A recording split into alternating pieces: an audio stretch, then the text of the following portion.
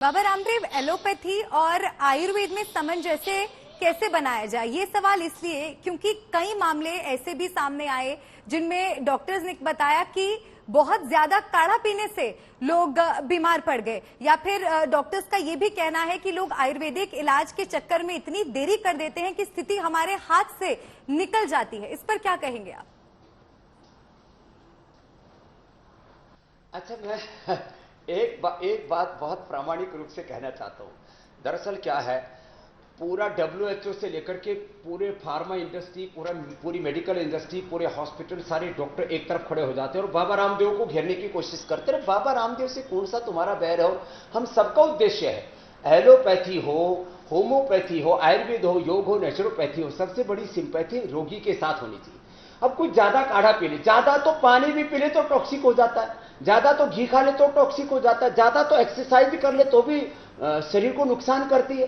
तो कोई भी चीज अति सर्वत्र वर्जय। तो ये किसने कहा कि 20-20 काली मिर्च ठोको? मैं तो कहा एक गिलान की करी, एक गिलोय की डंडी लो, 5-10 तुलसी के पत्ते लो, काली मिर्च 1-2 ही लो ना, लौंग 1-2 लो ना, 1-2 ग्राम हल्दी लो ना, 1-2 ग्राम अदरक लो, और जिनकी पित्त प्रकृति है उसको मत लो। मैं आज लगभग 50 साल से योग कर रहा हूं, पिछले 35-40 साल से आंवला, एलोवेरा, गिलोय पी रहा हूं। मेरे बाल देखिए, मेरा चेहरा देखिए, मुझे तो कोई नुकसान नहीं। और इसके ऊपर पूरा साइंटिफिक रिसर्च है। मैं बात मानने की बात नहीं करता हूं। 2 तरह के evidence, real world evidence and clinical control trial based evidence. इसलिए ये बातें गलत हैं। अब जहां तक लीवर किडनी खराब होने की बात है, पूरी दुनिया में 99.99% लोगों के लिवर एलोपैथी की दवाइयों से खराब हो रहे हैं, किडनियां खराब हो रही है। जो कोरोना में, अच्छा कोरोना की कोई दवाई नहीं, तो कोरोना मैनेजमेंट के नाम पर आप जो बता रहे थे रेमडेसिविर और तमाम तरह के एंटीबायोटिक्स और स्टीरॉयड लिए, उससे लोगों को डायबिटीज हुई है। आपके तो कितने बड़े एंकर थे रोहित सरदाना जी, क्यों उनको इतने, एक बहुत राष्ट्रवादी व्यक्ति, क्यों जाना पड़ा? क्योंकि स्टीरॉयड की ओवरडोज। ये तो ठीक नहीं है ना। तो मैं, चाहे आयुर्वेद हो चाहे एलोपैथी हो, ओवरडोज तो किसी भी चीज की ठीक नहीं। लेकिन यदि आप विवेक पूर्वक सही तरह से इस्तेमाल करेंगे तो आयुर्वेदो अमृता नाम, आयुर्वेद से बड़े कोई श्रेष्ठ तत्व नहीं। एलोपैथी भी इमरजेंसी ड्रग के तौर पर, लाइफ सेविंग ड्रग के तौर पर, या जब बहुत ज्यादा जरूरी हो जाए तो मैं तो कहता हूं सर्जरी जहां नितांत आवश्यक है। जब कैंसर बहुत बढ़ गया, फोड़ा बहुत बड़ा है, 2-3 किलो की सिस्ट होगी तो निकालना पड़ेगा ना। इसलिए सामंजस्य तो रखना ही चाहिए। लेकिन आप आलोचना के तौर पर मैं इस चीज को सही नहीं मानता कि हम अपनी करोड़ों वर्ष पुरानी परंपरा को भूल जाएं। एलोपैथी तो अभी 100 सालों में विकसित हुई है, 200 साल तो कुल इसकी एज है। 50 सालों में कुछ ज्यादा अलग अलग प्रकार के ड्रग्स बने, और ड्रग्स के एडवांस इफेक्ट तो सबको पता ही है ना। तो मैं तो कोशिश कहता हूं लोग ये करें कि उनको 99% दवाइयों की तरफ जाना ही ना पड़े, चाहे वो एलोपैथी की हो या तमाम आयुर्वेद की हो।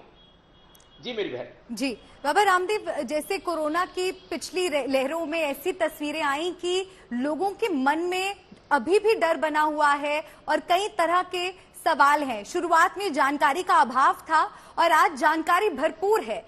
आपकी नजर में कोरोना की जितनी जानकारी अब तक सामने आई है, जो भी बातें खान पान से जुड़ी हुई या फिर लाइफस्टाइल से जुड़ी हुई कही जाती हैं, उसमें कितनी भ्रांतियां हैं और कितना सच है?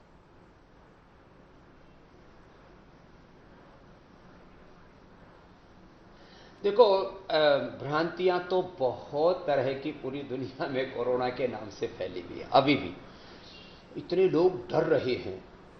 मैंने अभी जब आप ही लोगों के चैनलों पर यह देखा कि एक चाइना के बच्चे ने जीभ निकाली, काली हो गई, दांत काले हो गए, चेहरा काला हो गया। कोरोना के बाद इतने कॉम्प्लिकेशंस आए कि लोग मर रहे हैं, खड़े खड़े गिर रहे हैं। ये अभी भी है। लेकिन एक ही बात कहूंगा, इम्यूनिटी के साथ कोई कंप्रोमाइज नहीं। और वैसे भी अलग अलग प्रकार की दवाइयां खा के लोगों की इम्यूनिटी बहुत कंप्रोमाइज हो गई, वो ठीक नहीं है। इसलिए वापस अश्वगंधा, शतावर, सफेद मूसली, दूध में हल्दी, सिलाजी, च्यवनप्राश जैसी चीजें, इससे अपने आप को उभारे, डरे नहीं। हाँ, लेकिन सावधानी तो जरूरी।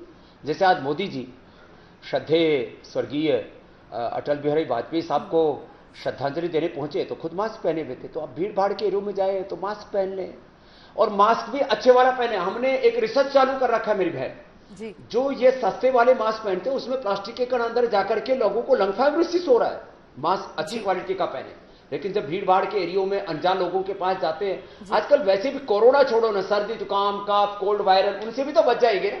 एक बहन मेरे से मिली आज से करीब 6 महीने पहले, बोले स्वामी जी जब से मैंने मास्क पहनना शुरू किया मुझे कोई सर्दी जुकाम कफ कोल्ड कोई वायरल ये होता ही नहीं। फिर घर से बाहर जाते समय अणु तेल डाल लेना, छोटी छोटी चीजें हैं, और रोज योग अभ्यास, इसको तो कभी ना भूलें।